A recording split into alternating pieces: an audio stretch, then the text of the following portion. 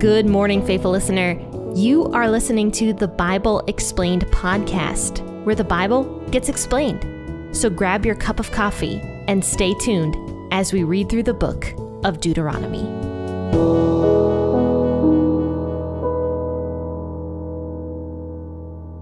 Hello and good morning, friends and faithful listeners. This is Jenn with the Bible Explained podcast. And thanks so much for tuning in to this episode on this lovely Friday morning or afternoon or evening or night or whenever you're choosing to turn on this podcast. I'm just happy you're here to share a cup of coffee with me and discuss the Bible with me. So yeah, we're going to be in Deuteronomy 1 today, finishing up this chapter and moving into Deuteronomy 2 on Monday. So just some quick housekeeping before I begin the episode. My new book, The Adore Advent Devotional for Teenage Girls, is totally available now and on Amazon, and I'm excited just to bring it to you guys. I got all of mine in the mail just a couple days ago, and they look fantastic. I'm so thankful for how they turned out, and I mean, they look great. So if anybody wants to get one of those, go over to Amazon and check them out. I am going to try to offer them also on my website. However, for right now, they're only available on Amazon, so you can get those over there for now. And I'll drop a link to that in the bio of this podcast episode. So if you know a teenage girl, definitely pick up your copy of the Adore Advent Devotional for Teenage Girls, or the Teen Girl's Guide to Advent. Sorry, I'm just realizing now that that was definitely more of like an advertisement for myself than it was housekeeping. Sorry about that. Either way, get the book. But let's go ahead and read Deuteronomy 1, 37 through 46. And just a quick recap, if you weren't able to catch the first two episodes, basically Moses is retelling the law and the history of the Israelites coming out of Egypt to the new generation of Israelites that are about to take the promised land. This is kind of Moses's last farewell, kind of his last words before the Israelites go into the promised land. And spoiler alert, Moses ends up dying, which we already knew because Numbers had already said that Moses was going to die. So where we left off on, was it Wednesday? Yes. We talked about the rebellion, or rather the start of the rebellion, how the first generation of Israelites were more interested in their own fear than in following God. And because of that, the rebellion happened, and that generation of Israelites were not allowed to take the promised land. And instead, they were going to die in the wilderness. And their children, this generation that Moses is talking to now, are the ones who are going to take the promised land for themselves. So let's see what Moses has to say, because we just left off talking about the end of the rebellion and how now the Israelites weren't going to go into the promised land. So let's read Deuteronomy 1, 37 through 46 this morning. I'll be reading out the WEB as usual. Also Yahweh was angry with me for your sakes, saying, you also shall not go in there. Joshua the son of Nun, who stands before you, shall go in there. Encourage him, for he shall cause Israel to inherit it. Moreover, your little ones, whom you said would be captured or killed, your children who today have no knowledge of good and evil, shall go in there. I will give it to them, and they shall possess it. But as for you, turn and take your journey into the wilderness by the way to the Red Sea. Then you answered and said to me, we have sinned against Yahweh. We will go up to fight according to all that Yahweh our God commanded us. Every man of you put on his weapons of war and presume to go up into the hill country. Yahweh said to me, tell them, don't go up and don't fight, for I am not among you, lest you be struck before your enemies. So I spoke to you, and you didn't listen, but you rebelled against the commandment of Yahweh and were presumptuous, and went up into the hill country. The Amorites who lived in that hill country came out against you and chased you as bees do, and beat you down in Seir, even to Hormah. You returned and wept before Yahweh, but Yahweh didn't listen to your voice, nor turn his ear to you. So you stayed in Kadesh many days, according to the days that you remained.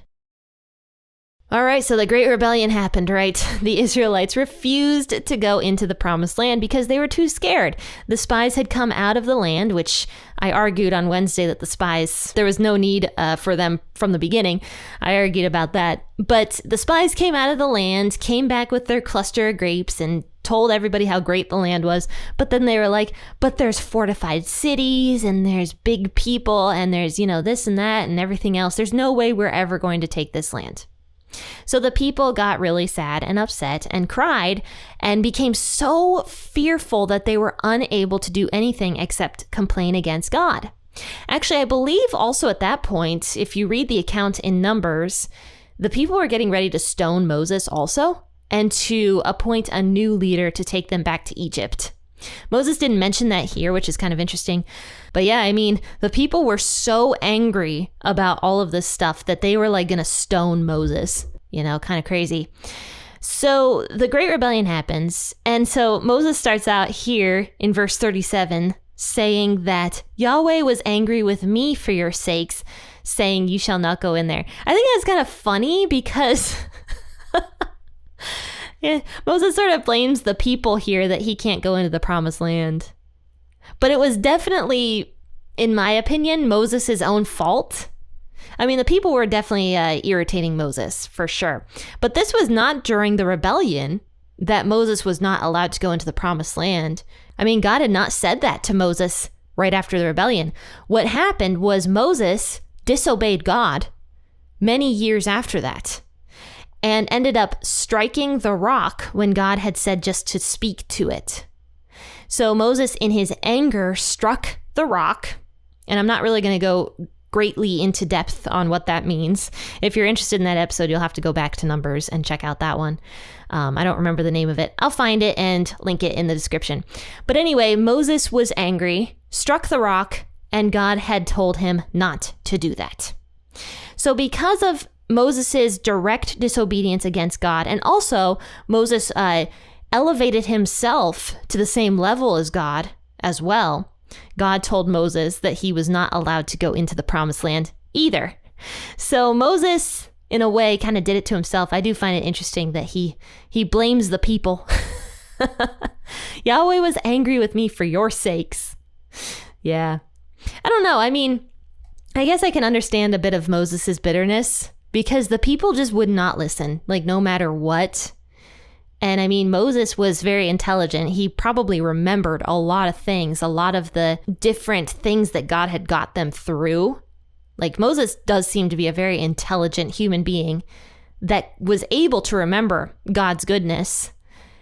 And so because of this, he was so probably frustrated with the fact that the people just were unable to see God's provision and God's goodness. So I can definitely see how Moses is bitter towards the people here, that he is not able to go into the promised land.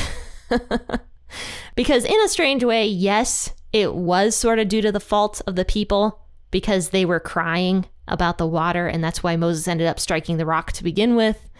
But also Moses just disobeyed God. And that was really the ultimate reason why he was unable to go into the promised land. But here in verse 38, moving on, it says Joshua the son of Nun was going to go in there instead. So God basically told Moses, you're going to die in the wilderness the same as all the other rebellious people did. And instead, Joshua, your attendant, is going to go into the promised land for you. He's going to become the new judge. He's going to become the new leader of Israel. And he's the one that goes into the promised land. And I believe God had also told Moses to encourage him. Yeah, actually it says that right here. Encourage him, for he shall cause Israel to inherit it. So Moses was not supposed to have any jealousy over Joshua for this.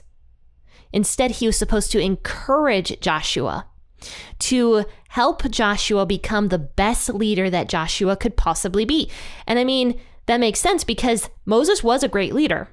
Like, I mean, you can see how far Moses brought the people and the many things that Moses had to deal with the people.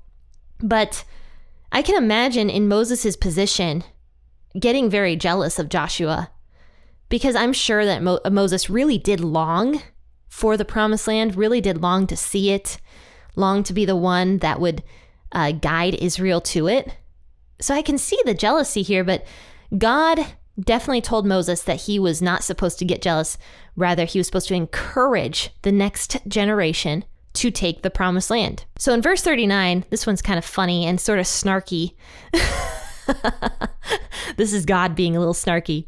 It says, moreover, your little ones, whom you said would be captured or killed, your children will go in there.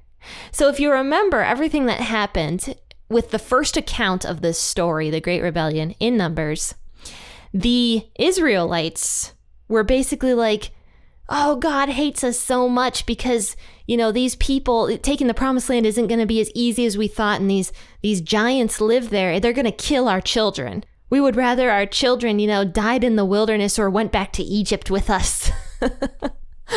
So God is being a little snarky with the people. Your little ones who you said would be captured or killed, your children are the ones who are going to take the promised land. So this rebellious generation, they were being overly dramatic because they didn't want to believe in God's promises. And because of that, they were making up these crazy scenarios in their heads of how their children were going to die. And yet God is saying, no, your kids aren't going to die. In fact, they're going to be the ones to inherit the promised land. And instead, you're stuck here with this wilderness. Yeah, God has a sense of humor. He's funny. So then after this, it says, as for you, the first generation, turn and take your journey into the wilderness by the way of the Red Sea. So God's like, yeah, your kids are going to inherit the promised land. However, you're stuck in the wilderness. You're going to die in the wilderness because that's what you asked for. That's what you wanted. That's what you said you wished for rather than the promised land, rather than going in to fight.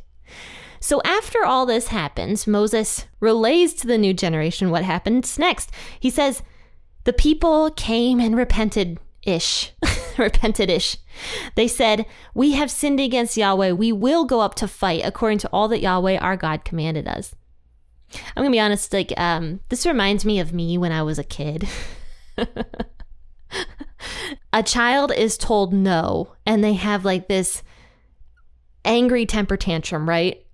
But then after everything is over with and they're about to get in trouble, they change their minds and they're just like, I'm sorry.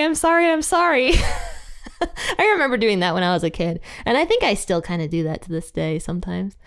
But this just makes me laugh because that's what the Israelites did. They were just like, no, we don't want this punishment. We sinned. They say, we will go up and fight according to all that Yahweh our God commanded us. So they start preparing for war. And they're about to go into the hill country to try to take the promised land for themselves. And so verse 42, Moses is speaking here. He says, Yahweh said to me, tell them, don't go up and don't fight, for I am not among you, lest you be struck down before your enemies. So God warned them. He's like, look, you're not going to win. The punishment is already happening. So don't go up and fight. You got your punishment. You're going to have to stay in the wilderness. And that's all there is to it. He says, so don't go up and fight because you will not win and you will end up dying. But the children of Israel did not listen. And they're just like, nope, we're going to do it. We're going to go up and fight. So probably somehow thinking that this new show of faith would help them. But that's not always how it works, when we disobey, yes, God is very merciful. And I do believe he gives a lot of second chances. However, at this point in time, the Israelites had gotten many, many, many second chances after their rebelliousness. Because we've talked about 6 previous rebellions that the Israelites had towards God prior to this. And finally, God's like, no, this is it. This is the consequences of your sin. You're going to have to stay in the wilderness. You're not going to be able to go into the promised land. Your children will inherit the promised land. There's actually a verse in the New Testament that says, should we sin more because grace abounds? And I believe that's Paul talking, and he says, no, of course not. Just because God has so much grace, we should not abuse that. We should not abuse God's grace and continue to sin over and over again or continue to be rebellious, because eventually God will leave us to ourselves, if that makes sense. And God will say, okay, clearly there's no change happening here. And at that point, God lets us deal with the consequences of our sins.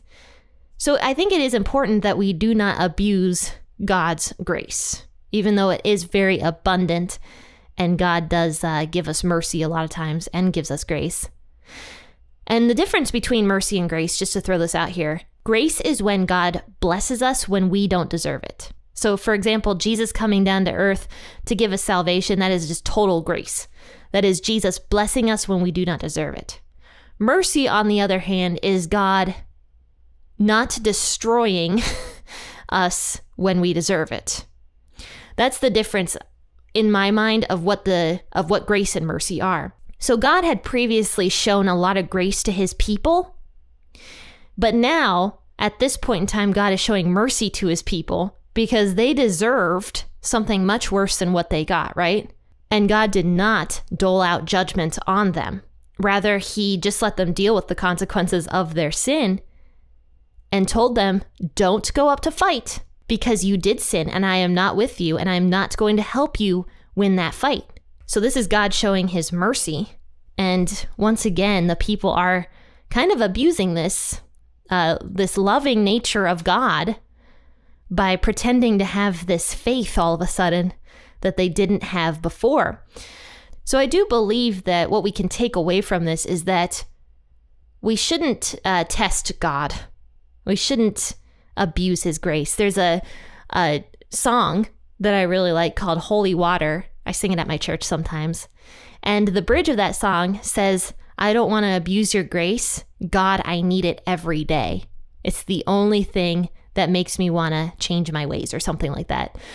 And I love that bridge, actually. I think that's a beautiful way to describe God's grace. We do often abuse it.